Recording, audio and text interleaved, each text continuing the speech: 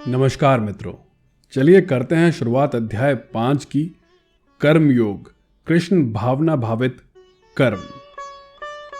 अर्जुन ने कहा, हे कृष्ण, पहले आप मुझसे कर्म त्यागने के लिए कहते हैं और फिर भक्ति पूर्वक कर्म करने का आदेश देते हैं। क्या आप अब कृपा करके निश्चित रूप से मुझे बताएंगे कि इन दोनों में से कौन सा अधिक लाभप्रद है? श्री भगवान ने उत्तर दिया, मुक्ति के लिए तो कर्म का परित्याग तथा भक्ति में कर्म दोनों ही उत्तम हैं, किंतु इन दोनों में से कर्म के परित्याग से भक्ति युक्त कर्म अधिक श्रेष्ठ है। जो पुरुष न तो कर्म फलों से घृणा करता है और न कर्म फल की इच्छा करता है, वह नित्य सन्यासी जाना जाता है। हे महाबाहु अर्जुन, ऐसा मनुष्य समस्त द्वंद्वों से रहित होकर भव बंधन को पार कर पूर्णतया मुक्त हो जाता है। अज्ञानी ही भक्ति यानी कि कर्म योग को भौतिक जगत के विश्लेषणात्मक अध्ययन यानी कि सांख्य से भिन्न कहते हैं। जो वस्तुतः ज्ञानी हैं, वे कहते हैं कि जो इनमें से किसी एक मार्ग का भी भली भांति अनुसरण करता है, वह दोनों के फल प्राप्त कर लेता है। जो यह जानता है कि विश्लेषणात्मक अध्ययन यानी कि सांख्य द्वारा प्राप्त स्थान भक्ति द्वारा भी प्राप्त किया जा सकता है, और इस तरह जो सांख्य योग तथा भक्ति योग को एक समान देखता है, वही वस्तुओं को यथारूप में देखता है। भक्ति में लगे बिना केवल समस्त कर्मों का परित्याग करने से कोई सुखी नहीं बन सकता, परंतु भक्ति में लगा हुआ विचारवान व्यक्ति शीघ्र ही परमेश्वर को प्राप्त कर लेता है। जो भक्ति भाव से कर्म करता है, जो विशुद्ध आत्मा है और अपने मन तथा इंद्रियों को वश में रखता है, वह सबों को प्रिय होता है और सभी उसे प्रिय होते हैं। ऐसा व्यक्ति कर्म करता हुआ भी कभी नहीं बनता। दिव्य भावनामृत युक्त पुरुष देखते, सुनते, स्पर्श करते, सूंघते, खाते, चलते फिरते, सोते तथा श्वास लेते हुए भी अपने अंतर में सदैव यही जानता रहता है कि वास्तव में वह कुछ भी नहीं करता। बोलते, त्यागते, ग्रहण करते या आंखें खोलते बंद करते हुए भी वह यह जानता रहता है कि भौतिक इंद्रियां अपने अपने विषयों में प्रवृत्त हैं और वह इन सब से पृथक है। जो व्यक्ति कर्म फलों को परमेश्वर को समर्पित करके आसक्ति रहित होकर अपना कर्म करता है, वह पाप कर्मों से उसी प्रकार अप्रभावित रहता है जिस प्रकार कमल पत्र जल से अस्पर्शय रहता है। योगीजन आसक्ति रहित होकर शरीर, मन, बुद्धि तथा इंद्रियों के द्वारा भी केवल शुद्धि के लिए कर्म करते हैं। निश्चल भक्त शुद्ध शांति प्राप्त करता है, क्योंकि वह समस्त कर्मफल मुझे अर्पित कर देता है।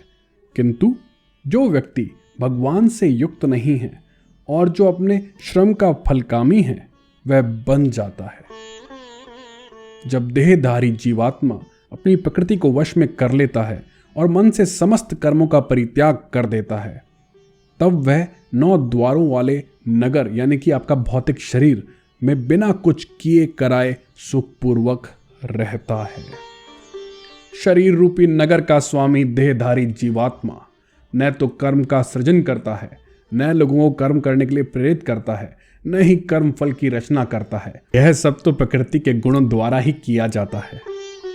परमेश्वर न तो किसी के पापों को ग्रहण करता है, न पुण्यों को, किंतु सारे देहधारी जीव उस अज्ञान के कारण मोहग्रस्त रहते हैं जो उनके वास्तविक ज्ञान को आच्छादित किए रहता है। किंतु जब कोई उस ज्ञान से प्रबुद्ध होता है जिससे अविद्या का विनाश होता है, तो उसके ज्ञान से सब कुछ उसी तरह प्रकट हो जाता है जैसे दिन में सूर्य से सारी वस्तुएं प्रकाशित हो जाती हैं। जब मनुष्य की बुद्धि, मन, श्रद्धा तथा शरण सब कुछ भगवान में स्थिर हो जाते हैं, तभी वह पूर्ण ज्ञान द्वारा समस्त कल्मश से शुद्ध होता है और मुक्ति के पथ पर अग्रसर होता है। विनम्र साधु पुरुष अपने वास्तविक ज्ञान के कारण एक विद्वान तथा विनीत ब्राह्मण, गाय, हाथी, कुत्ता तथा चांडाल को समान दृष्टि यानी कि समभाव से देखते हैं।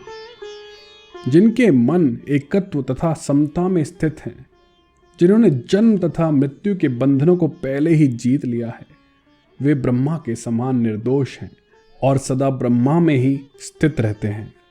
जो न तो प्रिय वस्तु को पाकर हर्षित होता है और न अप्रिय को पाकर विचलित होता है, जो स्थिर बुद्धि है, जो मोह रहित है और जो भगवत विद्या को जानने वाला है, वह पहले ही ब्रह्मा में स्थित रहता है।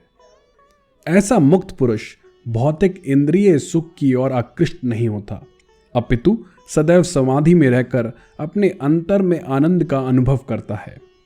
इस प्रकार स्वरूप सिद्ध व्यक्ति पर ब्रह्मा में एकाग्रचित होने के कारण असीम सुख भोगता है। बुद्धिमान मनुष्य दुख के कारणों में भाग नहीं लेता, जो कि भौतिक इंद्रियों के संसर्ग से उत्पन्न होते हैं। हे कुंती पुत्र, ऐसे भोगों का आदि तथा अंत होता है, अतः चतुर व्यक्ति इनमें आनंद नहीं लेता। यदि शरीर को त्यागने के पूर्व कोई मनुष्य इंद्रियों के वेगों को सहन करने तथा इच्छा एवं क्रोध के वेग को रोकने में समर्थ होता है, तो वह संसार में सुखी रह सकता है। जो अंतःकरण में सुख का अनुभव करता है, जो कर्मठ है और अंतःकरण में ही रमण रहता है तथा जिसका लक्ष्य अंतर्मुखी होता है, वह सचमुच पूर्ण योगी है। वह पर ब्रह्मा में मुक्ति पाता है और अंततो गत्वा ब्रह्मा को प्राप्त होता है। जो लोग संशय से उत्पन्न होने वाले द्वैत से परे हैं, जिनके मन आत्म साक्षात्कार में रत हैं, जो समस्त जीवों के कल्याण कार्य करने में सदैव व्यस्त रहते हैं और जो समस्त पापों से रहित हैं, वे ब्रह्म निर्वाण यानी कि मुक्ति को प्राप्त होते हैं। जो क्रोध तथा समस्त भौतिक इच्छाओं से रहित हैं, जो स्वरूप सिद्ध आत्म संयमी और संसिद्धि के लिए निरंतर प्रयास करते हैं, उनकी मुक्ति निकट भविष्य में सुनिश्चित है। समस्त इंद्रिय विषयों को बाहर करके, दृष्टि को भवों के मध्य में केंद्रित करके, प्राण तथा अपान वायु को नथुनों के भीतर रोककर और इस तरह मन, इंद्रियों तथा बुद्धि को वश में करके जो मोक्ष को लक्ष्य बनाता है, वह योगी इच्छा, भय तथा क्रोध से रहित हो जाता है। जो निरंतर इस अवस्था में रहता है, वह अवश्य ही मुक्त है। मुझे समस्त यक्षों तथा तपस्याओं का परम भोक्ता, समस्त लोकों तथा देवताओं का परमेश्वर एवं समस्त जीवों का उपकारी एवं हितैषी जानकर मेरे भावनामृत से पूर्ण पुरुष भौतिक दुखों से शांति लाभ करता है। इस प्रकार अध्याय 5 समाप्त होता है। जय श्री कृष्ण।